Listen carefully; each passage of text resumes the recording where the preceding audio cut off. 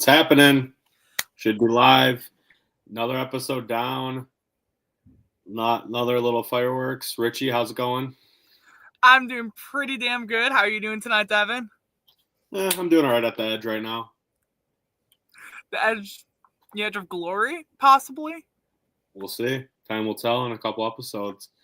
So we're going to dive into episode 3 that just aired. Before you watch these recaps, make sure you're up to date on the episode so you don't spoil anything for you. Viewership was a bit down from the first to the second, which typically happens, but I know a lot of people like watching it in like a certain way whenever they got time. So no worries. I mean, it's a fun season. Watch some fireworks in episode 2, little blindside for sure. And then episode 3 is another good one, a little shorter again, but definitely was intriguing. So we're going to kind of dive part by part in the episode. And yeah, we'll before we get into that, I got a couple short announcements. So pretty much the first thing is, March Madness is going on with basketball. Thought I could do a little fun thing on the Instagram. So it's going to be called Survivor Madness. Kind of a consensus from looking at when we did Whitewater, like top player rankings back when we were done with that. And then when me and Richie kind of did some of Wisconsin before season 5 and 6, kind of looking at that to come up with a top 32. And then I included some people from season 5 and 6 here that I think kind of earned themselves into that top 32 of our players overall. So I ended up coming up with that and kind of seeding them. Hopefully people aren't too pissed at me about that, but the brackets will be out tomorrow morning, and we'll be doing like voting on the stories. So there'll be like 1 versus 8 on this bracket, and you vote for who you think's the better player.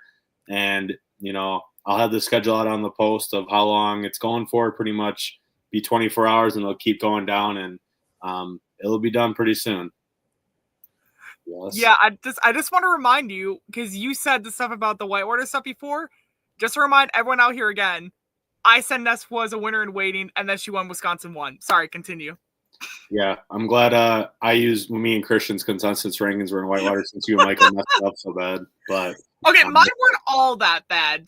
A couple were I can understand were question marks, but they weren't all bad. Not all, but a couple people. And sure. I at least had reasonable reasons for each one, and whether or not I explained them the best way, there were actually reasons. It wasn't just some numbers just don't lie and didn't add up, but it's all right.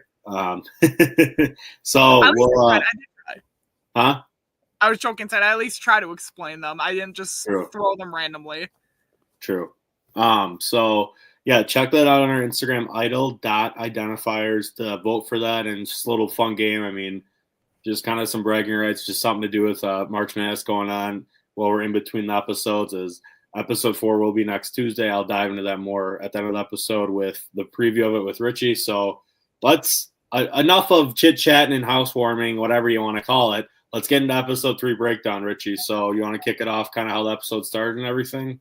Yeah, so the episode basically starts with something that was actually somewhat thought of last week, where Christian grabs some balls, puts them in a bag, and, shakes the bag up. Everyone grabs one, and guess what? Y'all pretty much guessed it last week, Devin. Everyone ends up switching into 2 tribes. And the pink tribe, or neon pink tribe, I should say, their tribe name is Tribe Hygeia. The green tribe, which is the buff I'm wearing right now, is named Tribe Putnam. Something I didn't get a chance to say in the episode is that, because I was the one who decided these tribe names, whenever I would host stuff in the past, I would try to think of I tried to take a look at the general area, and I would try to decide on tribe names, what could be some historical relevancy on it, some cool to tie in with the location where we're filming at. Putnam was the last name of the people who what were some of the first settlers there in Big Bend. Hygeia was named after the springs that gave the Big Bend area national acclaim in the 1890s, because there was a lot of stuff going on with how people in Chicago and other big cities at the time were looking at fresh springs that were in Big Bend at the time, which is where we filmed. And they were all like, oh, this is fresh water. This is so cool. We want this. And then people were just all like, hell no, you're not taking our water. You're going to screw with it, make it disgusting. I forgot the whole story, but like, look it up. It really is a pretty funny. I thought it was kind of like interesting actually, but that's kind of the inspiration behind, the names for the tribes this season. I am repping the green one today. In the future, I'll show the pink one. Because I really love the colors I picked for this season. You mean Tribe Condom? Damn you, I was going to make that joke, Devin. I was going to make that joke. I was like right about to. You stole it. When Matt said that, I don't think it got on camera, but I think I literally said I forgot if I said it in the back of my head or if I actually said it out loud. I said something along the lines of like, well, Matt, I forgot if I said like, we know whose mind is in the gutter, or I said, Matt, get your mind out of the gutter, or something like that. Like, I died when Matt said that. And I'm like, Matt. It did kind of sound like that for a second. What? It did sound like you said that for a very brief second, just because you said it so quick. Like, oh my gosh. I'm a fast talker. I could have been like an auctioneer, like when I think if I'm a fast talker or not, which we do kind of see throughout the episode, I'm a fast talker, especially at the tribal part, which I can get into later. Like when me being a fast talker, I sometimes think of like the Family Guy cutaway where Cleveland's and auctioneers like 45, 45, 45 gets hit in the head and just like slow as hell. All right, let's get back in the game plan here. Yeah, let's get back into that. Yeah. So they're separated into two tribes. Tribe Putnam, that's a P, everyone. Get your mind out of the gutters. Consists of Matt, Chris, Abby, and Miranda. And I think this definitely is kind of like a unique kind of grouping of people as we see throughout the episode.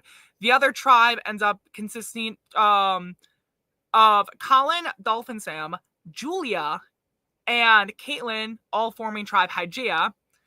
And again, another pretty interesting tribe where we kind of get both of the former winners on that tribe, and then the other returnees, because at this point it's 4 returnees, 4 newbies. So I did think that was kind of an interesting split, as well as the fact that it's like 2 girls, 2 guys on each tribe, which I thought was also kind of like really cool, because I don't think we've really had many times in our Survivor, at least, where it was even guys and girls. Like, I mean, my autism was satisfied that day, I'll tell you that much.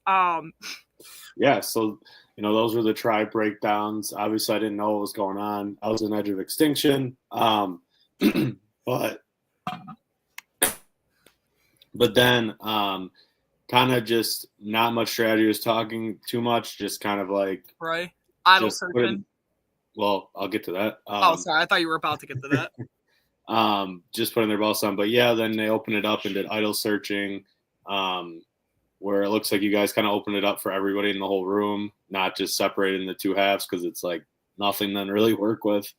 And then, you see people looking around, and then you see Abby end up finding an idol under the tarp, where it looked like Matt obviously saw her find it right next to her. And then time will tell if anybody else saw her, but it looked like maybe some of the girls saw her as well, as it was a pretty obvious spot. But that's what happens when it's a smaller area. It just can't really do anything about it. So that's why it's a little more dangerous to grab an idol in front of everybody, but still nice to have.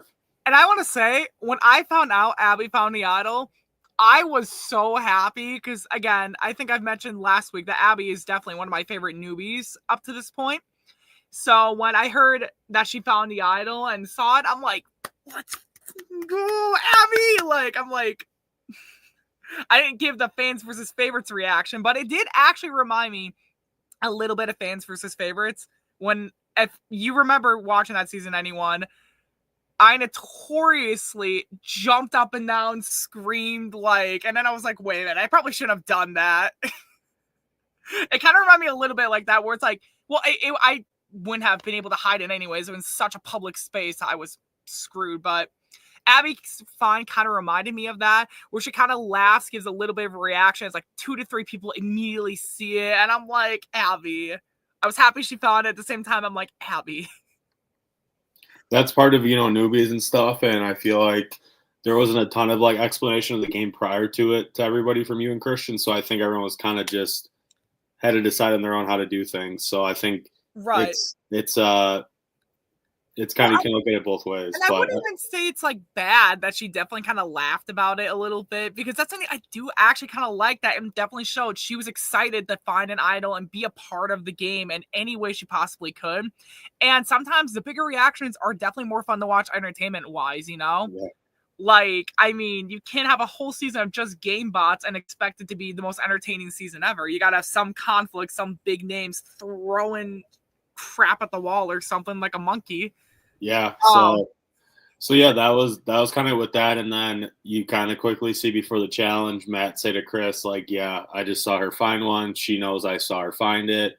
But he's like to Chris, "I think that's okay though, right?" I mean, so, and then you kind of also see Matt talking to the camera about voting me off, kind of saying like, "Yeah, I could bite him in the ass in the long run if I come back in the game and seek revenge on him." So that was interesting to see, just looking back, as I was out, because obviously I don't know what they're all saying. But yeah, I think that was kind of it, right? Conversation-wise before the challenge. I think it wasn't really anything.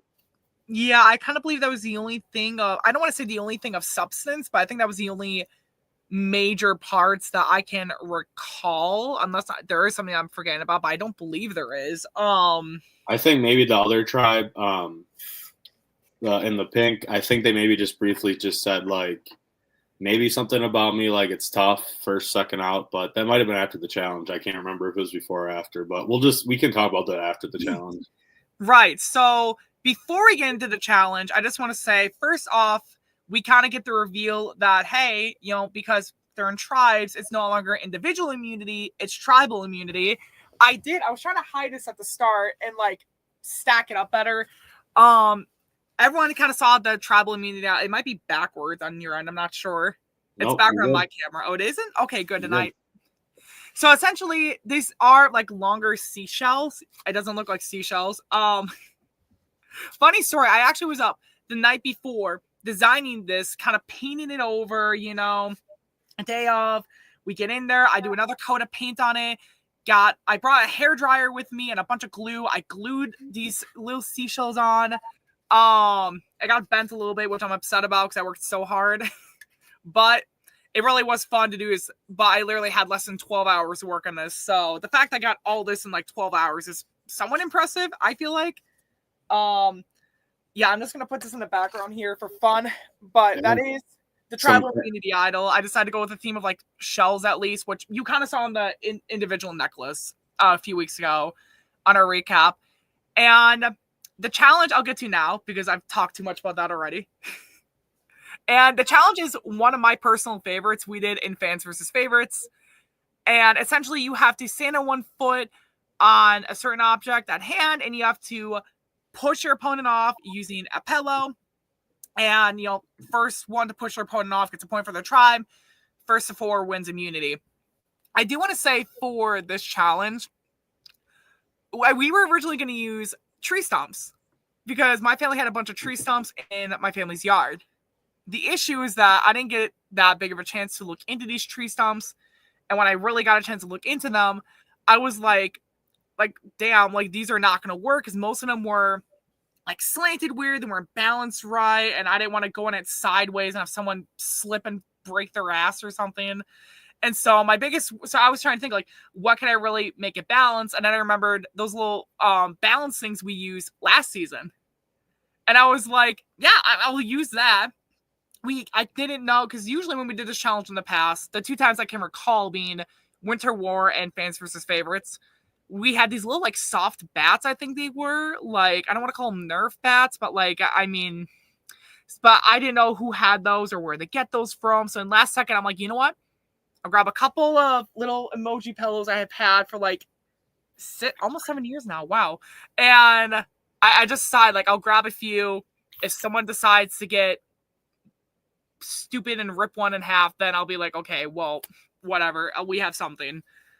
I actually was nervous someone was going to rip it when they got mad at the end of this challenge, but it really was a great back and forth in a challenge, in my opinion.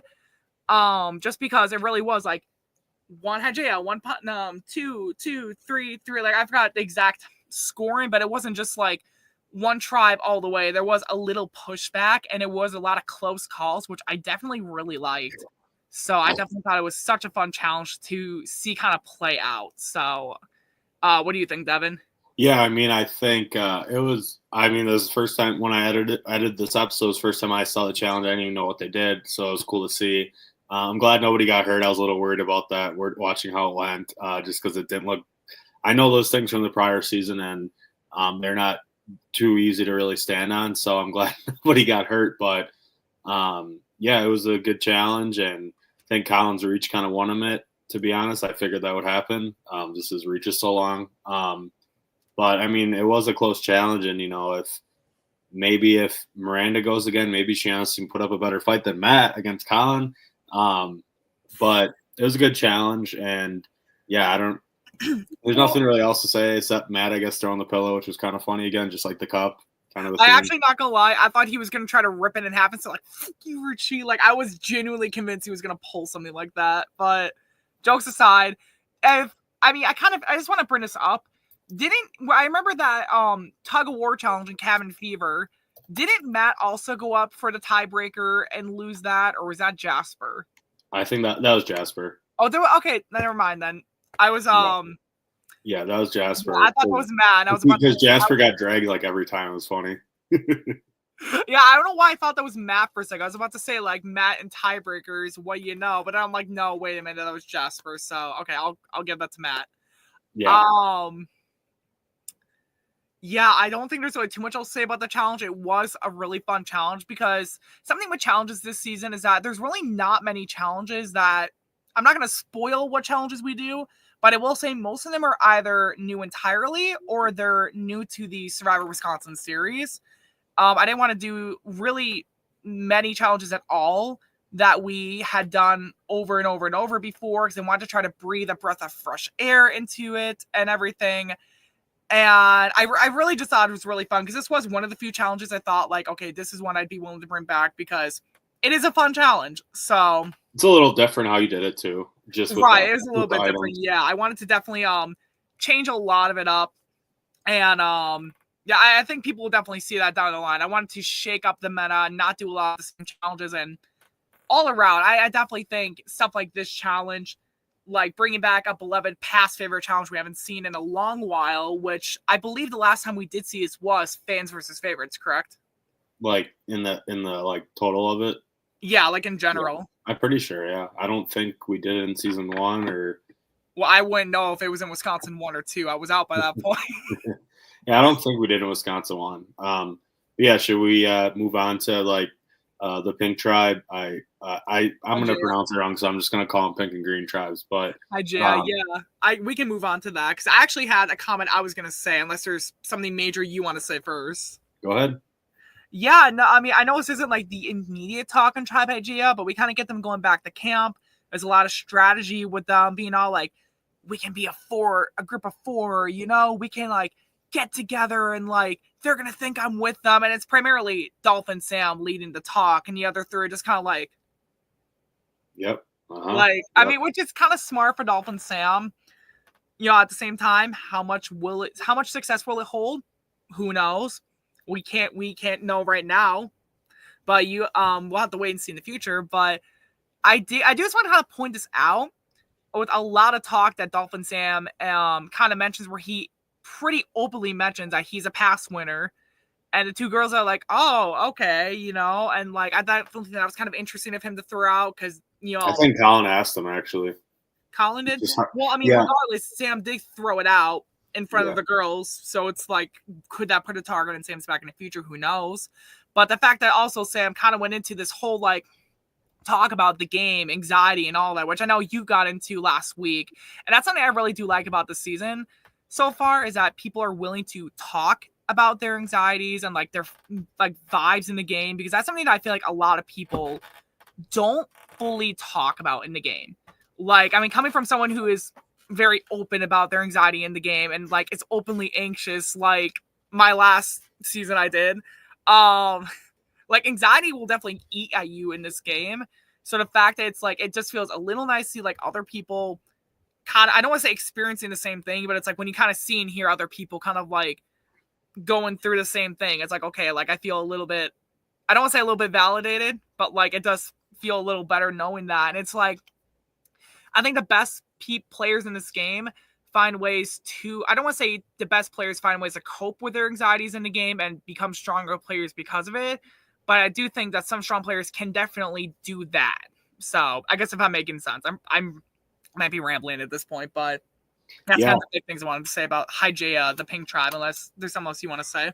Yeah, I'll add on to like what else they're talking about. Other brief like things they talked about was Caitlyn wasn't really in the conversation for a lot of what was shown, but then she kind of said, they're like, oh, you know, we won that because of you, because she did win that really close, like instant replay with Abby, which was awesome. And then you could also see her being like, I saw Matt put something in his shoe. Like, I think he has something. Like, again, of course, kind of them talking about, they're like, there's no way he has another one. And yeah, I guess the other thing too is just, I think it was smart that Sam was kind of being like, yeah, like us four, like, you know, because, and we don't know too, like, are they going to go back to individual right away? Or are they going to stay in tribes? So Sam's kind of saying like, oh, maybe it'll be one round only, and then it's going to be 4 versus us, them 3, where in their mind, I mean, they're just agreeing with him. What are they going to say? No, we're not going to go with you. So I think that was interesting you brought it up. I think you could tell like them 3 are probably closer, and they voted together every time pretty much, except the Alejandro vote, which was a little bit different. So I think it was a interesting talk, and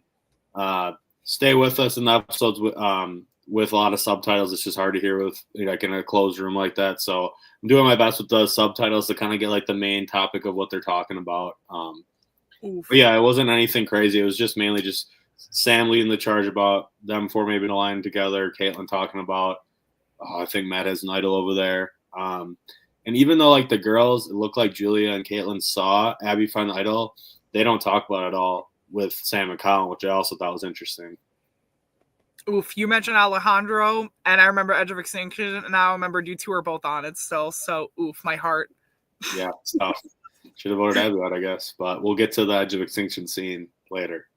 I'm definitely excited to get into that. So you want to kick off? I think that's it kind of for that tribe, right? So you want to kick off the next one? Yeah, before we do get to that, I do want to say, I did think it was kind of interesting that Sam did talk about, regardless of however it was mentioned, Sam did talk about who he was a former winner, but Colin, I feel like kind of smartly hid that back, if I recall correctly. I don't think he brought it up, unless without like we just couldn't really hear it. Colin might have said like, I won. Didn't you win one too, Sam? He might have said that. Or but like it was more Sam.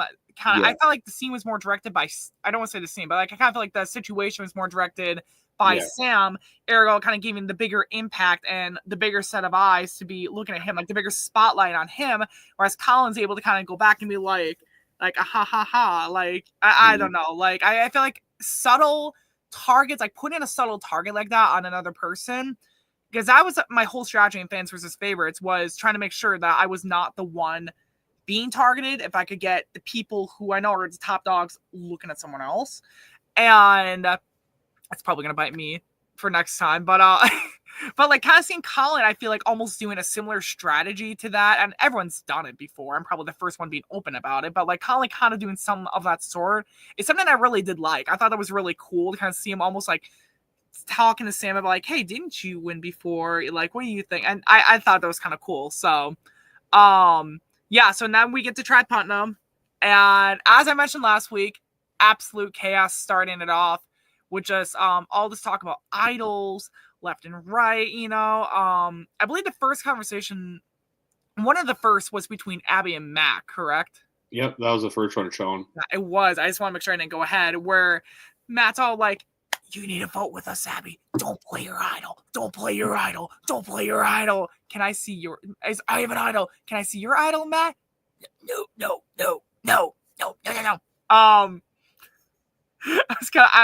I'm probably not the best reenactor of that scene, but I did think it was kind of funny. Because, like, if I had someone come up to me flat... out and just flat out say, like, don't play your idol, Richie, I'd start to think, like, maybe I should. I'm probably going to play my idol now, but if you're pushing me so hard to not play, like the way I think of idols, it's not really as much of like having them and just playing it. It's what you do with the power of having it. Like, again, you could screw with people's minds and make them think you're going to play it, but you won't. kind of like with what we kind of see Matt eventually do. And then you kind of, or you could basically play your idol, and great, if you basically vote out the next in line, you'll basically be ducking down from the first shots of the firing squad to get the person behind you. But guess what? You poke back up, boom, or you could just vote out an actual big threat in the game and give yourself a better shot to go forward. And kind of I think Abby was definitely kind of considering all of these potential ideas, like probably not in my exact words, but I think she was kind of thinking like, should I play my idol? Who should I vote for?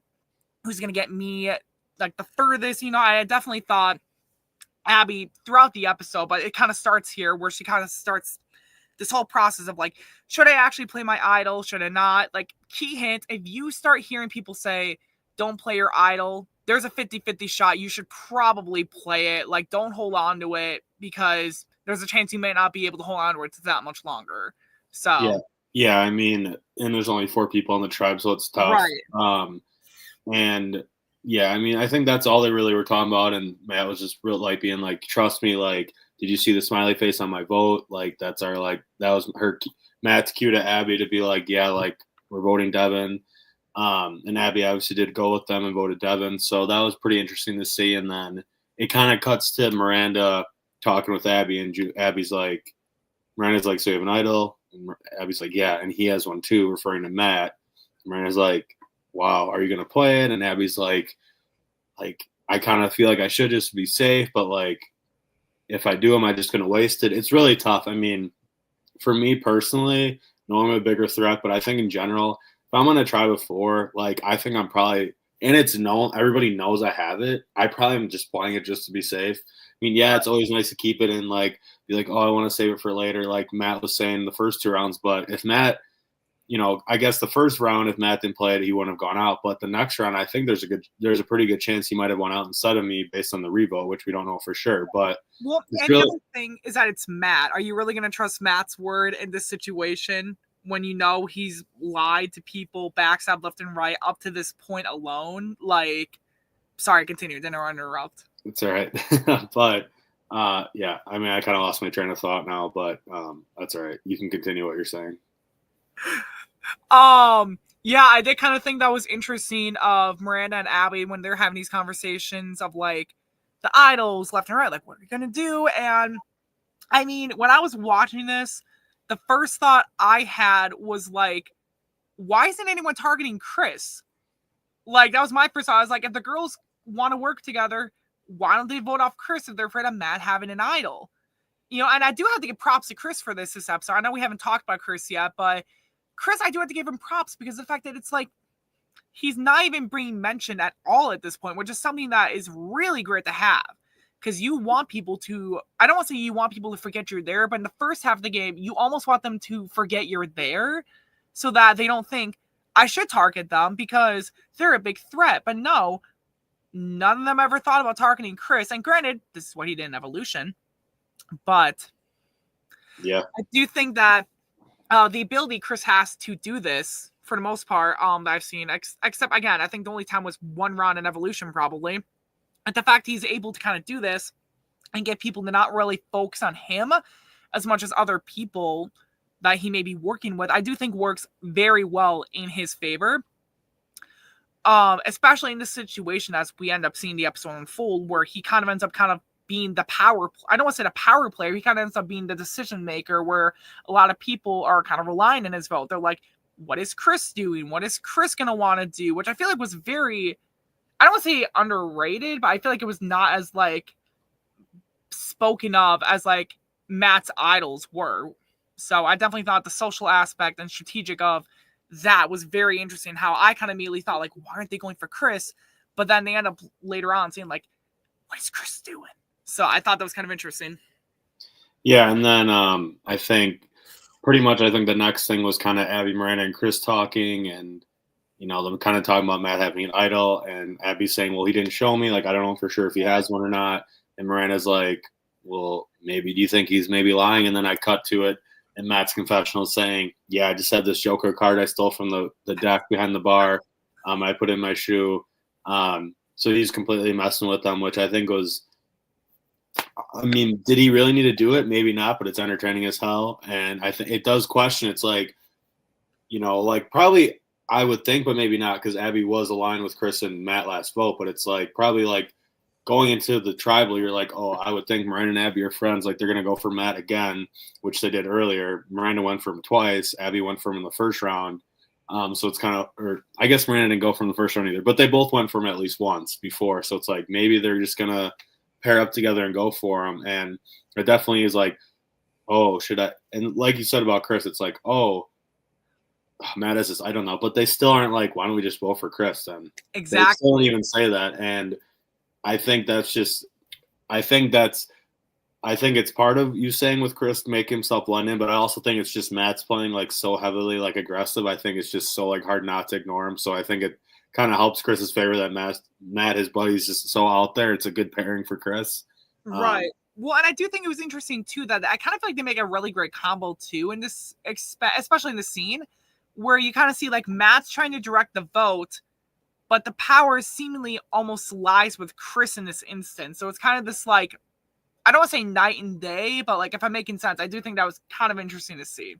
Yeah, I think so. It was pretty interesting. I think the next thing was maybe Matt's confessional or Chris's. I think both of theirs we'll just kind of like jointly talk about. But yeah, I mean, Chris was just kind of saying like, oh, sorry, Devin had to get you out. It's like, yeah, screw you, Chris. I'm kidding. But, it's like, yeah, I'm a big fan. I get it. I've heard it, but it is what it is. I mean, I guess it was a good move for their game since they thought they couldn't trust me, even though I had their back, but for now. But Chris kind of just said like, it's tough. Like, like probably going to go for Miranda just because Abby did vote with us. We feel like we can trust her, but it's hard to predict what she's going to do for sure. And then she has the idol. So it's like, it's probably not worth going for Abby because what if she does play her idol and then one of us are out? So that's kind of smart just to kind of go for Miranda. I think that, and he doesn't want to get Matt out. It's his ally. Right. And I think that was mainly with Chris. And then Matt was just kind of being like pretty much a similar thing. Like, I don't know what to do with Abby. Like, I don't know if I can trust her. It's really, really effed up, kind of like what we're going to do here. So it is, as Miranda states, it is a mind F, so it's tough when people are throwing idols out and you don't know what it's going to do. But, the only name out of the other two options that's like, oh, they don't have an idol, supposedly, it's Miranda and Chris. But again, like you said, Chris's name didn't get brought up one time. Right. Miranda's obviously was a topic of discussion, but. Yeah, and I was kind of sad to see Miranda put in this situation because, like, I definitely saw a lot of potential in Miranda. And I think I did kind of mention this. I forgot if it was last week or the week before that I thought Miranda would kind of be like the Tegan figure of the season where she could like rally her troops together and like maybe get them to do what she wants. And it's like, in some ways she kind of did, some ways she didn't. But I mean, I saw a lot of potential in her, and then to see her put in a situation so early on, it was like, no, like Miranda, no, not now. Maybe you should have put him in tribes then, I guess. Well, I mean, that was partially Christian's idea, but I do think it was a great twist. I will say it was a very interesting twist to the season, though. So yeah, for one round, I think. But hypothetically, I mean, I do feel like if they don't, like with 8 people up there, I feel like if they don't go to tribes, I do feel like Matt, Chris, or Sam are probably out, one of the 3 of them. Oh, potentially, yeah. I think probably, unless Abby really sticks with them. But I think it could be a tie then. Like, who knows? Right, and then at that point, I do believe Abby probably, like, I don't think Abby risks it for them on a tiebreaker. Or even if not them, I think Sam probably jumps ship at that point, knowing full well, like, I'm not going to get in a rock draw. I mean, who really knows? Like, I will say, most seasons that I've seen of Survivor where they do that split twist where they, like, X amount of people left and they split them into 2 groups, most times I don't see it go well. This instance, at least from this first round we've seen it so far, I do think it's kind of interesting. What happens in the future with it? Who knows? But I do think in this instance, it does actually make the game a little bit more interesting, and there's like a lot of interesting aspects to it. So, I mean, I think there are pros and cons to it. So I think that's I think with 4 people, there's more pros. I think it's interesting. Yeah. I think once it gets down to less of that, we'll see if it stays that way. I think once it gets down to 3, it's kind of like. Yeah. And that was I a miss twist too that much. initially I was actually hesitant to do. I will say Christian actually was like vouching for this so hard. And I was like, Christian, I don't know. I'm worried about someone getting screwed over. And he was all like, that's on them as players to do it. And I'm like, okay, you convince me. We'll try it out. And like, Yeah, I well, mean, we'll definitely touch on it more once we'll see what happens. Like maybe they right. are going to go back to individual. Maybe they'll stick with tribes. We'll talk on that more as it goes on, so we don't spoil anything. Right. No, yeah. I don't think I did. I don't think I did. I didn't say that. I'm just saying like No, I thought you, we'll okay. I stop. thought you were saying I did. I'm like, wait a minute. We'll get off the hypotheticals with that. I mean, I brought Yeah, that we up will. too, We but will. so yeah, I mean that was kind of it. And it kind of is just like a lot of conversations about what we should do with these idol plays. We see, Matt still saying that, then Matt saying to Abby, like, we should both just play ours and vote for Miranda. It's like, okay. And then we kind of see Chris bring up a good point to Miranda, which he's like, so if they're both going to play their idol, we got to convince Abby not to play hers. And me and you both need to vote for Abby so that if Matt does play his idol, then they're not going out. And they're thinking if Abby doesn't play her idol, she's voting for Matt. So Chris kind of just brings it up. Obviously, we see it's not really what Chris ends up deciding to do, but I think it was good to kind of make her feel comfortable but not overdo it, which I think plays into it. And then we kind of see too, Matt just bringing entertainment again, just right to Miranda saying, Miranda, I like how Miranda came in there like, so you have an idol, Matt, and Abby does. So what are we doing here? And Chris even says, yeah, I don't really want to go for Abby. It's like, well, who else are you going for? The other two in front of you, So it's funny and just kind of, Matt. And then we see Matt, the villain he is, be like, however, I'm going to convince Abby not to play her idol, and we're going to vote for you, but we're really going to get her out. I think he played it off pretty well, honestly. Right. I definitely think that was like very interesting idea as well to like try that out. I mean, at this point, I think it was very obvious Chris and Matt are going to stick together, though. I think even the girls kind of knew that. And with the girls clearly quickly fracturing apart, I think it was I don't want to say it was an obvious move to do that, but the fact that Matt was able to quickly identify the correct move to do going forward, try to pull in one of the girls and get them to go after each other. That is something I do think was a great move on Matt's part as well. To like, in order to guarantee, like especially in a tribe like that, you want the majority or at least half of them going at each other, going boxing, like what was that MTV show called? When we did the clay people and like the death match thing, like I forgot what it's called, but it's just you kind of want that situation happen. You want two go in the ring, one comes out, and you don't want to be either of those two going in. And Matt clearly understood the assignment with that. So, is there anything else about the conversations you want to talk about, or should we head to tribal now? George. I don't know. I don't think so. Not that I can recall. If I do, I'll mention it later, but I don't think there's anything else I can think of. Yeah, so we kind of had to tribal, if you want to talk about kind of what happens before the players start talking. Yeah, there was a lot of fun stuff. So with tribal council now, with them being in the tribes, tribe Hygeia is not allowed to vote, but they get to observe the losing tribe's tribal council. It is one world after all still. And the people who are on the edge of extinction, they get to go in and also see tribal council. Except they're in a separate section from tribe Hygeia. Devin, you come in, you're spouting off what you're saying. You're like, you better confess. If you voted for me, I'm coming at you, I'll bite you, and I, chomp chomp if it will or not, Right. Yeah, I mean, the reason, obviously I was very pissed in the moment. Or as you should. And honestly, I'm glad I didn't say anything way worse. I didn't really swear or anything, which I'm happy for doing that because that's I normally probably would have just, I don't know what I would have said. And technically, I shouldn't have probably even said anything. Like jury members aren't really supposed to talk, but I felt like I had to say something because I thought this was one of those like usually most of the time when I'm like hosting stuff like that, I'm in a position where I'm like, I don't want the jury members to talk or people out again to talk. This was one of those exceptions where I was like, I'm happy. Yeah. Someone said so. It was one of those few times, Yeah, obviously it's like not like I was going to reveal anything. I mean, I kind of did. And then I kind of said, we'll get into that in a second. But yeah, I mean, I kind of just said like, look, my way I look at the game, if you are going to turn on me and vote me off, like in I'm in position to maybe vote for you to win or not. Like, at least own up to it and say why. Like, if you're gonna like Right. kind of sugarcoat why you did it or why it happened, it's just gonna be like, okay, well then I'm gonna tell other jury members like why we should vote for someone who's not gonna own up to what they did. Like, you got to own your game. That's how I am. Right. Yeah. Exactly. Yeah. I mean, like I was about to say that usually when I play, even I wouldn't say too much to the jury. I think the most I ever did talking to the jury before Final Tribal was like the Legends running gig where I had the little paper and I'm like, you're all lemmings. And like, I still have that paper somewhere. I don't know where it is, but I actually still have that. That's the most I ever did because it's kind of fun to make like a little statement like that. Like, and that vocal statement was definitely one of the highlights of the episode, in my opinion, to see you come out. You're like, you know what? I'm going to say this. And I was like, go, brother, go. Yeah, I mean, I think I maybe shouldn't have said. And then the two other things I said was, I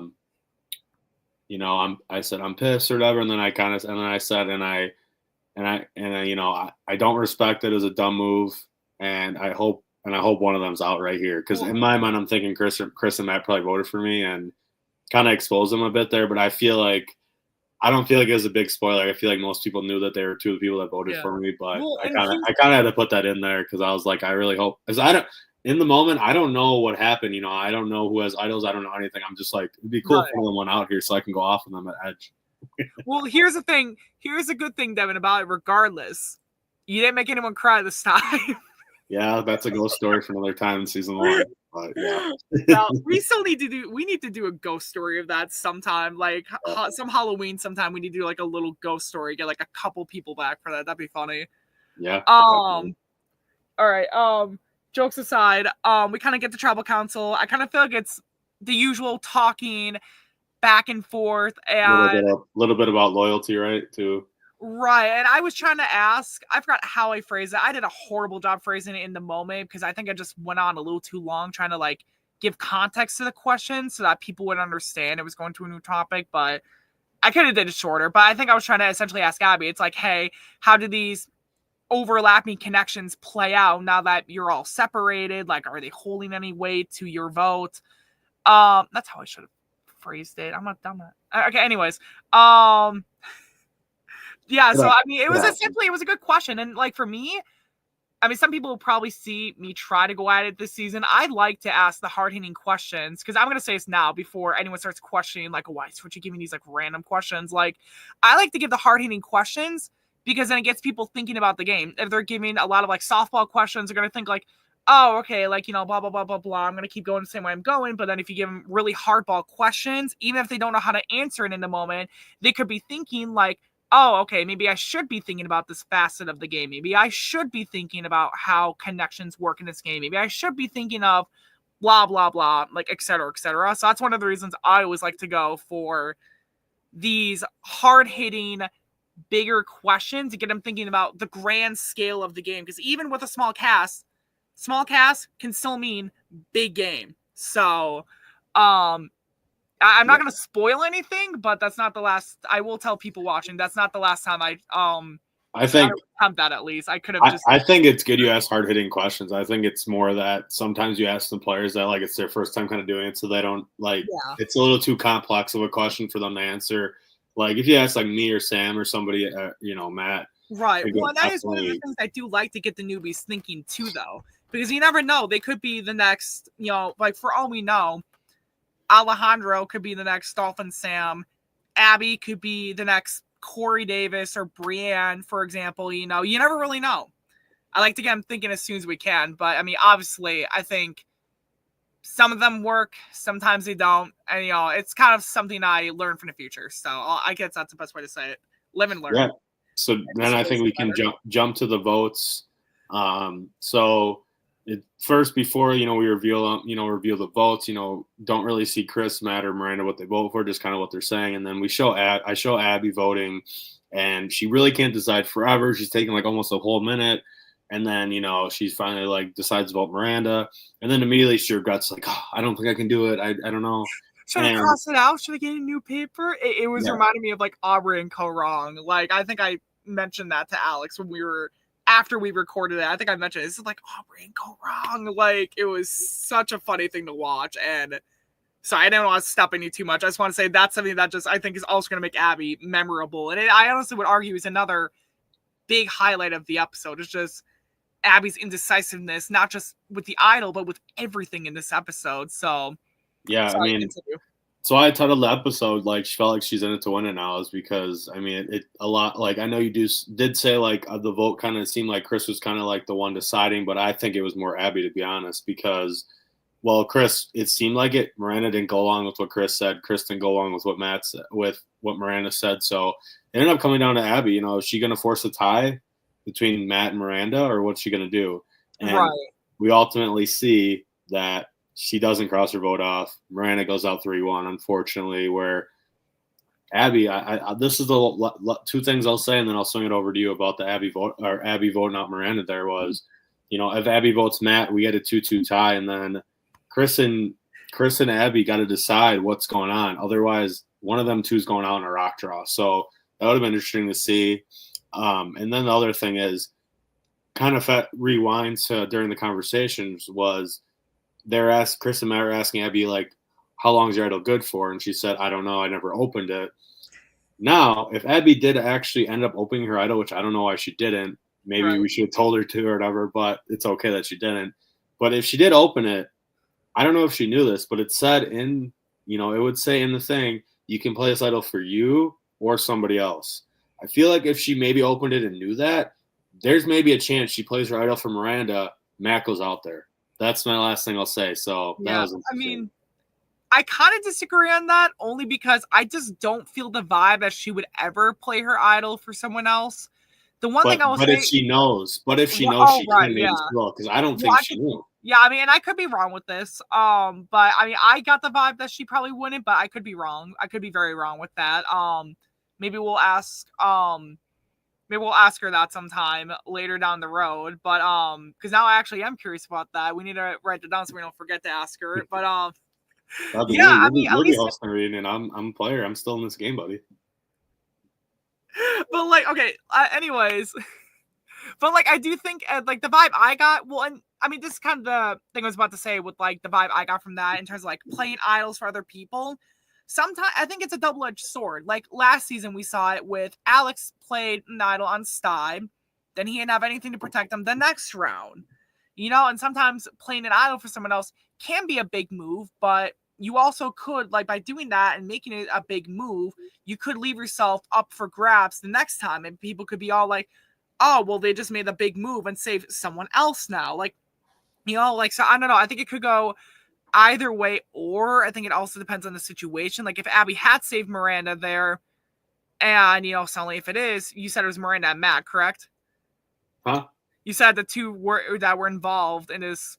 Say it's a tie, it's Miranda and Matt, correct? Yeah, because Miranda voted Matt, but you know, so if Abby either played her idol for Miranda, then Matt goes out there, or if you know Abby forces a tie, Matt versus Miranda, then Abby and Chris got to decide, come to the consensus, and I think it's more likely that Abby votes out Miranda because she did, versus Chris voting Matt out, and if not, I believe it would have been a rock draw between Abby and Chris, right? Right. I think in that situation, say Abby and Chris, you know, if Abby votes with Miranda and not against her, they both vote for Matt, and the guys vote for Miranda, ends the tie. Chris and Abby, per the rules, people not in the tie are the only ones to vote on the revote. People in the tie cannot vote. So then Chris and Abby revote. And then if neither switch their votes, then it does go to a rock draw, and it would have been between Chris and Abby. So yeah, it's like, does one of them change their mind, or does one of them go out? And you know, it's an interesting thing. I mean, we saw in the real show Survivor with 4 people, like some crazy stuff, but that was with people not having votes and stuff, so that's a little different. But yeah, I mean, it was sad to see Miranda go. Feel like she didn't get a fair shot, but she's not out. She's on the edge now. Was pretty shocking. I mean, when I was on the edge that Abby turned on Miranda, I'm like, wow, because I still don't know at this point that Abby voted me. So I'm thinking Abby's with Miranda. You know, they're great friends outside the game. So that was pretty shocking that she went along with the guys over Miranda. And I do think, honestly, I mean, time will tell, but I do feel like if she played that idol for Miranda, you know, and Matt goes out there, they're staying on their tribes. It's her and Miranda versus Chris and Matt versus Abby. It's things you got to think about where I think new players don't think about that in the moment. I think that's something she could learn from, and that's just my opinion. I mean, maybe it will work out. We'll see what happens. Yeah, you never know what's going to happen in the game, especially when, regardless whether you're hosting the game or like playing the game and you're trying to think, like you can say and do whatever you want. You can think all you want. You can try to predict it all you want, but it's like when you're in the moment, it's going to feel different, you know, like people can try to like imagine in their head what it's like, think of 100 different plans left and right. But when you're in the moment, it is so much different. And and it is another reason I am glad because that you did play again, because obviously we have more of availability to like talk about like the fact that that is what it's like in the game. Yeah. Like it is so different than just planning it out in your head and thinking like, I could totally win this. Okay, prove it. Could you win it? Right. Like, mm-hmm. So hopefully it's a good learning. You want to touch on then just like your thoughts on Miranda going out there, and then you can kind of begin the conversation about the little Edge of Extinction clip we saw there too. Yeah, I really liked the episode. It was sad to see Miranda go because I got to go to the Edge of Extinction. It was sad to see Miranda get stuck on there so early on because it's like 3 big names with potential back to back going to the Edge of Extinction. And I mean, with the comeback challenge, typically one usually gets back in the game, and it's kind of sad to see that it's like some people are getting voted out before they have a chance to really show their potential, and it's like there's obviously I do love that we got to see this with some almost like conflict, I feel like, somewhat on the Edge of Extinction, where you, Alejandro, Miranda start plotting it out. Like, we know now who did this, who do that, and you're like, exchange info, playing beyond the typical borders of the game, kind of like how I did in Evolution, and I love that we got to see this. I love when people do this, when they start thinking like, hey, let's pull over information, even if it doesn't help me, it helps someone, and it helps to have an impact on the game and solidify that you will have an impact on the game. So I'll turn this part to you, Devin, since you were more involved in it. Yeah, I mean, I was kind of just like talking about my vote off because I couldn't figure out who that 4th person that voted for me in the moment. Neither of them obviously Alejandro wouldn't know. Miranda didn't really say much. I'm thinking it might be Colin. Colin did tell me it wasn't him. Like, we're not really supposed to talk to the players, but Colin looked at me and said, I didn't vote for you. I just ignored it. But he didn't. And I did say, I'm like, if Colin voted for me, he better own up to it, because I just, I shouldn't have said that, but whatever. And then I was like, well, maybe one of the girls did, but I don't see it, even though they did. Should trust my cousin over Abby, but it is what it is. I mean, it's tough. It's tough, but it was nice to find out kind of just figuring out maybe who did what. I still in this moment don't know who did, though. I'm still thinking it's Colin or one of the girls. I don't know for sure. And then I kind of just talked to Miranda like, look, so Abby really trusted Matt over you? And she's like, yeah, I guess. And I just say pathetic. It's just like, it's tough. I mean, we'll see if it works out for Abby. I mean, time will tell for sure if it works out, if that was the right decision or not. And then kind of Alejandro, we saw him get a little upset like me when he finally kind of finds out who voted for who. When I came in there with Alejandro, like I said last week on our podcast, I told Alejandro right away, like, look, I voted for you, sorry. And I told him all the other 5 people that voted for him. And he was pretty upset that Miranda and Colin voted for him. Since like they invited him to come out and everything. So yeah, was he putting on an act about it? Maybe, but it was pretty funny, and I did not expect that. Shows that Alejandro has a little fire under his belly too, which I love to see. And that's why this cast, only 10 people, like I said, like I don't love that amount of people, but like all 10 people like would be great to have on again. There's no one that was like, I don't think I would have him back, Yeah, like I don't feel like there was no one this season, at least up to this point, that is a dud. I feel like, at least from this point that we've seen, like everyone is at least trying to strategize or trying to play the game. Whether or not they're doing a good job from it, yet to be seen. But everyone is trying to play in some way, shape, or form. And Alejandro, like, yeah, what'd you think of that? He wants to play, and I know his pain being voted. And I like that Dolphin Sam also touched. I mean, going back a little bit when Dolphin Sam was talking on Hygeia about how being voted out 1st or 2nd, it sucks. It's devastating, and like we kind of almost see this at the end of the episode.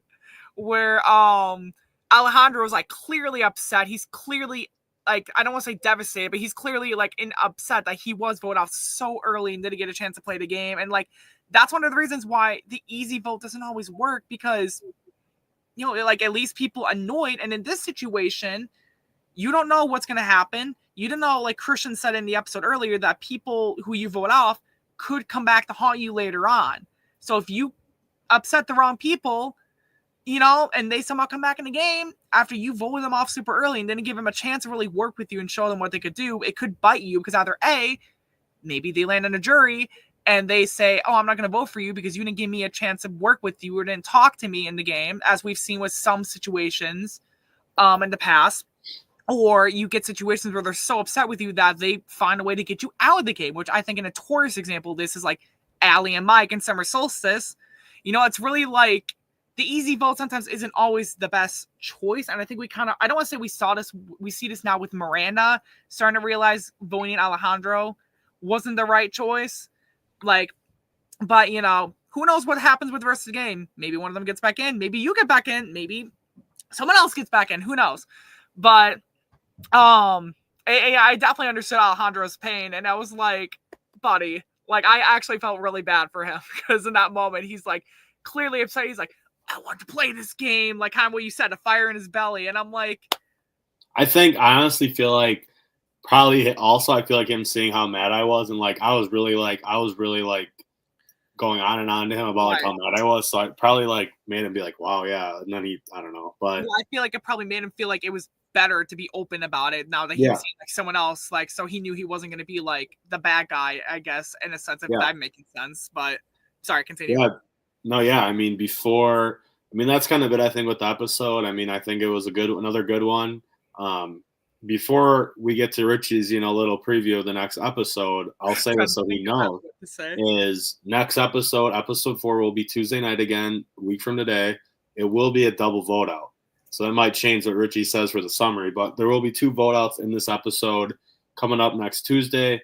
Subscribe to our YouTube page here, guys. I mean, really could appreciate, it's not like I'm trying to make money off this really necessarily, but it's just cool to get more viewers that love Survivor and want to watch something besides CBS Survivor. We'll see what happens in episode 4. Follow our Instagram, idol.identifiers, because there's going to be a little Survivor Madness where you can vote on who you think is a better Survivor player. You'll see 4 different brackets of 8 teams. Once we keep going down, we'll go down to 16, then 8, then our final 4, and then our final 2 throughout the next week. So stay tuned for that on the Instagram starting tomorrow. Episode 4 next week, Tuesday. 2 people are going out. Who's it going to be? Richie, what do you got for the fans on episode 4?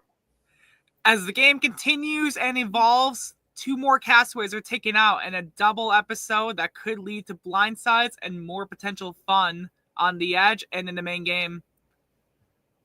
I love it. Thank you. Love it. I was trying to think the entire time, like, how am I going to phrase this? Joe, love. Anything else you want to touch on? Before we close it out here, Richie, or what do you think? I think if y'all haven't already been watching the recaps this season, past seasons, whatever, go check it out, and if if you like what we do, follow us on Instagram, follow us on YouTube, subscribe, and definitely stay tuned for whatever we put out. I'm excited to see what happens with the little bracket thing on Instagram. I have a good feeling I'm probably not in it, but I will try to put in a vote. I've sucked the last 3 times. I'd be surprised if I'm on it. Remember, this is season 6, guys. Is it the season of Matt? Who knows? We still have yet to see. Maybe it's a season of me and Christian. Maybe it's a season of Devin. Maybe it's a season of, I don't know. Maybe it's a season of seashells. I don't know. You have yet to see. Keep watching, guys. Comment on this. Don't be afraid to comment on these videos, like them, subscribe, all that. So, anything else you want to say? Yeah, just keep watching, guys, and we'll keep doing these recaps. I'm not sure exactly what time the next one will be, since the episode will be a little bit longer than these 30-minute ones, but just stay tuned. Best way to stay up to date when episodes are coming out is on our Instagram. Obviously, subscribe here too to watch them whenever you want, whenever you feel like it. People like to binge. We do it weekly though. So that's it from us. It's one world out here. I hope it's going to be one world for you when you watch. Woo. Thanks for watching, guys.